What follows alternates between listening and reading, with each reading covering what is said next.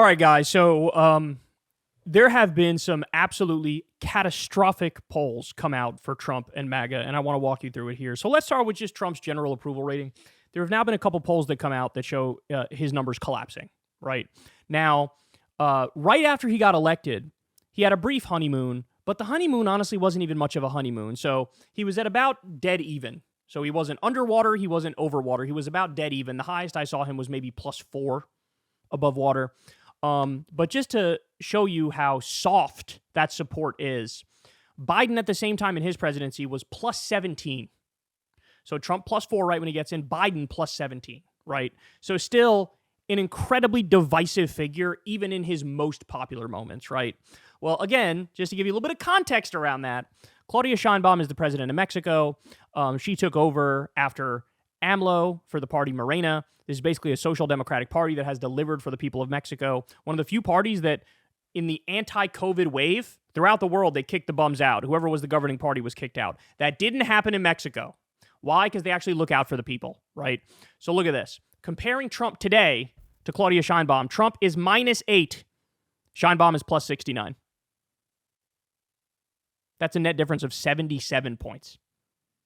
Okay, we're just getting started. So I saw one other approval rating had Trump at 43% support, and he was over 50% that didn't support.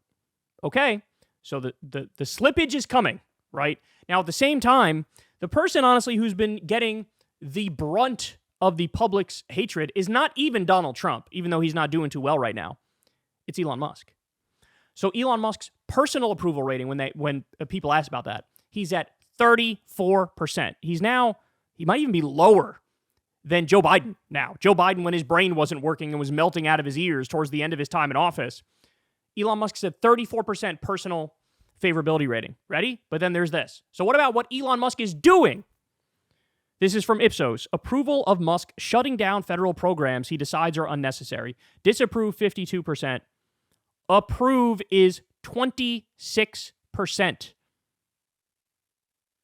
He doesn't even have all of the hardcore MAGA supporters on his side. You can make an argument hardcore MAGA is like maybe 35% of the country. He's at 26%. See what he's doing, and they go, I like that. Gee, I wonder why.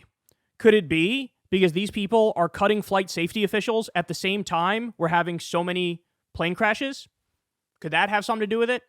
Could it have something to do with it that his little Doge 19-year-olds are hacking into the energy department where they have our nuclear information?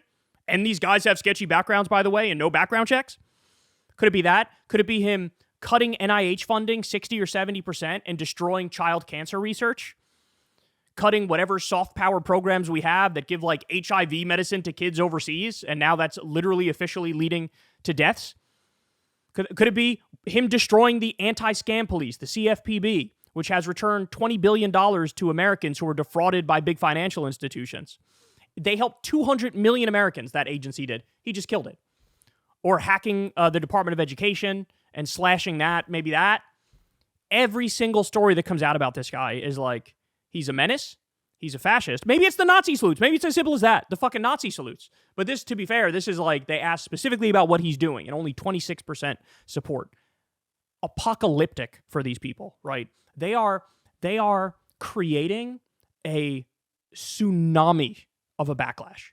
That's what they're doing. And we're already seeing it. We're already seeing it at these Republican town halls where these guys look like deers in headlights, just scared to death because you have this crowd that's berating them and castigating them and chastising them and saying, what the fuck are you going to do to stop this guy who just anointed himself king and his robber baron asshole buddy who's destroying our government from within? So voters strongly reject decreasing funding for Medicaid. Ready? Only 7% of voters believe there should be cuts to Medicaid. 7%. Ladies and gentlemen, Republicans just passed in the House their budget resolution, which slashes $880 billion from Medicaid. It basically totally destroys Medicaid. That's what it does. They already passed through the House a bill that has a 7% support rate. Are you out of your fucking mind? right? They've gotten away with so much for so long that they seem to think they're invincible, but they are playing with fire, okay? This is directly impacting people's lives, even the lives of MAGA supporters. Everybody is going to be furious. The Democrats won't even have to say anything, and they'll put up FDR numbers in the midterms with the shit that they're doing. Are you crazy? So Data for Progress asks more specifically, what should we do with these different government programs, right? Ready for this? 70% of Americans want to increase funding for Social Security. 70%. This is at the same time Elon Musk and Donald Trump are previewing that they're going to cut Social Security, and they're doing it by lying about it, by the way. They said, oh, we have 150-year-olds and 200-year-olds who are taking Social Security money. This is unacceptable. We need to cut like about half the program, and that'll be great. That'll, as Trump said, that'll make Social Security strong and beautiful if we cut it 50% because it's almost all fraud. Meanwhile, none of that is true. Even fucking Joe Rogan was like, yeah, Elon, that one appears to not be correct. Because it was like a coding thing in the computer. He doesn't understand it. He misread it, or he knows he's lying, and he just went out there and lied relentlessly. But he was pretending, oh yeah, 150-year-olds are getting... No, they're not. No, they're not. That's a lie. That's disgusting. That's completely untrue. And they're using that to try to tee up Elon illegally cutting a bunch of it, right? Or trying to get it through in a different bill. 70% of Americans want to expand it. They want to cut it. Medicare, 60% want to expand Medicare. Huh. If only there was, I don't know, say, a very prominent political figure whose main issue was Medicare for all. If only that was a thing. Oh, that's right. There is a guy like that. His name is Senator Bernie Sanders, and he's doing an anti-oligarchy tour in a whole bunch of places around this country, including in purple districts that voted for Trump, but the Republican congressmen are on shaky ground right now.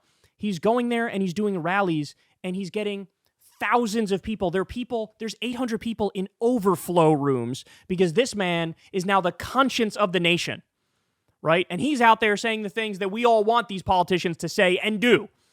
He's saying we should expand Social Security. We should expand Medicare. Only 46%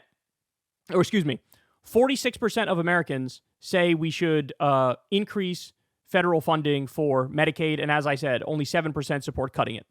So a plurality of voters want to expand Medicaid, not cut it. Not cut it. Same thing. You have what? Again, it's about 7% of the American people, maybe 8 or 9% of the American people want to cut SNAP, which is the food stamps program. The Republicans just cut it $230 billion in their budget. Bro, as I said, they don't understand this. You are seriously playing with fire. You are playing with like revolutionary fervor at this point. When we already have a meager social safety net and you're going to rip away the few things that are super popular that actually work and help the American people out. My God. But I'm still not done. What's one of the issues that Trump has been obsessed with recently, y'all? What's one of the issues that Trump has been obsessed with recently? It's the Gaza thing. He did a press conference next to Benjamin Netanyahu. He says, the U.S., I'm announcing, we're going to own Gaza. We're going to take it. We're going to take it. They got beautiful weather over there, beautiful beachfront property. We're going to make sure we're going to own it. We're going to take it. We're going to develop it. Right? And look, he's not hiding it. He's saying, I want to build Trump casinos and Trump hotels and have a nice boardwalk there. And the Palestinians are going to go somewhere else. It'll be nice, but they're not allowed back in, but it'll be nice. Disgusting. He's announcing we're going back to 1800 style imperialism and colonialism. He's also trying to do colonialism with Ukraine too, by the way. He's demanding 50% of all of their natural resources from now until forever in order to continue to get U.S. help in defeating the aggressor, Russia, right? So he's just all in on let's roll the clock back. So this is a big thing. In fact, he came out the other day and Trump tweeted a video on his Gaza imperialism and colonialism policy, right? Basically bragging and gloating about how we're going to steal Gaza from the Palestinians and build a beautiful Trump hotel. I mean, this, again, we are so far gone. It's like an episode of The Twilight Zone. Well, guess what?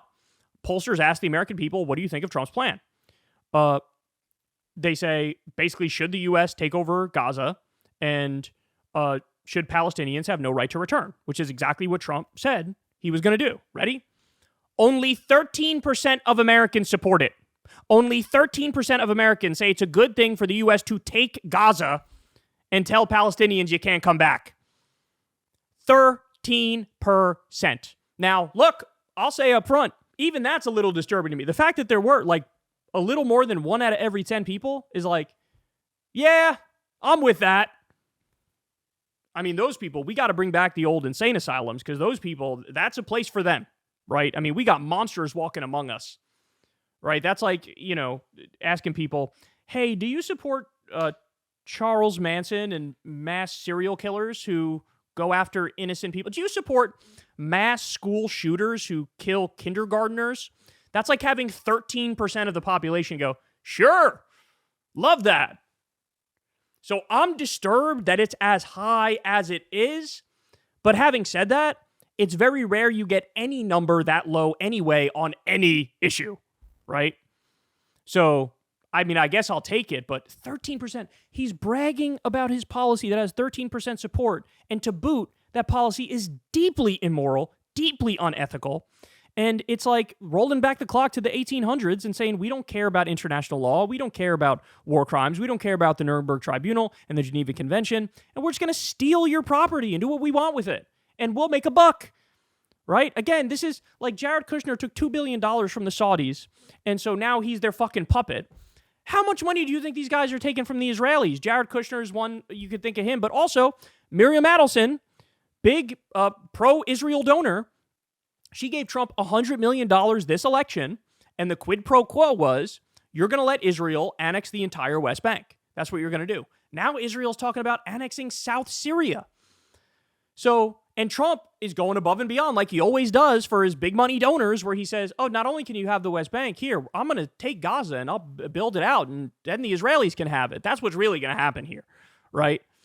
But I said it before, I'll say it again. If you are in the U.S. military and you are deployed to do any of these imperialistic actions, if you are sent to do old school colonialism, every single U.S. soldier should resign in protest and say, we're conscientious objectors. We are not going to violate international law. We are not going to violate U.S. law. We are not going to do genocide and ethnic cleansing. We're not going to stand by while this happens. This is all illegal. This is all unconstitutional. This is all immoral. This is all like, we are the baddies very clearly, right? So every U.S. soldier should resign in that scenario. I really hope that this video gets in front of some people who are in that position, because we have to do it, bro. What are we going to do? I'm sorry, but we've had these debates before. We've had these arguments before. I was just following orders doesn't cut it, right? When you're shoving an 80-year-old Palestinian grandma off of her land, which, by the way, she's also starving because Israel's not allowing in the food. You shove her off her land, and then what? You're going to look in the mirror at the end of the day and say, I'm the good guy. I'm doing the Lord's work. I'm helping people out.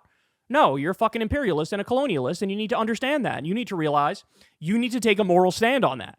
You do. So I'm 13%, bro.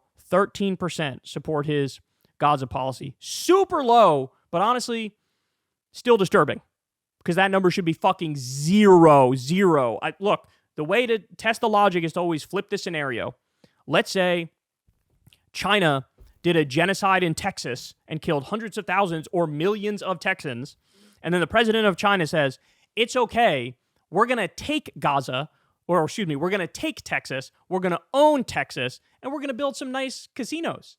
We're going to build some casinos, some hotels, and no, the Texans won't be allowed back in, but it's okay, because I'm going to make it beautiful. It's not for them, but I'll make it beautiful for us. We would say these people, like, these are criminals akin to a Nazi level. That's what we would say.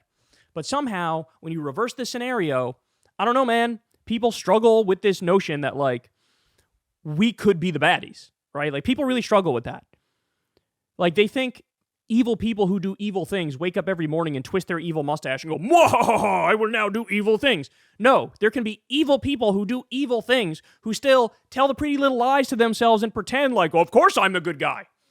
Right? And that's what Trump does, and that's what Trump is. But the fact of the matter is, we got to realize, man, good and evil exist. And this is fucking evil. And we need to open our eyes to that. No reason to fucking, nuance monger yourself into having oatmeal for brains. This is what it looks like. So, catastrophic numbers here for MAGA, and they're only gonna get worse. Elon's numbers are gonna get worse. Trump's numbers are gonna get worse. The policies that we're talking 7% support the Medicaid cut, and they cut $880 billion in the bill that just passed through the House. What was it? 9%, 8% that support cutting food stamps. They just cut it $230 billion. 13% support this foreign policy initiative that Trump is bragging about. What happened? I thought, the warmongers Kamala's a warmonger. Liz Cheney's a warmonger. They're warmongers. We don't like that. She never met somebody she didn't want to shoot at. This is like stuff Trump was saying before the election. Now he's in office.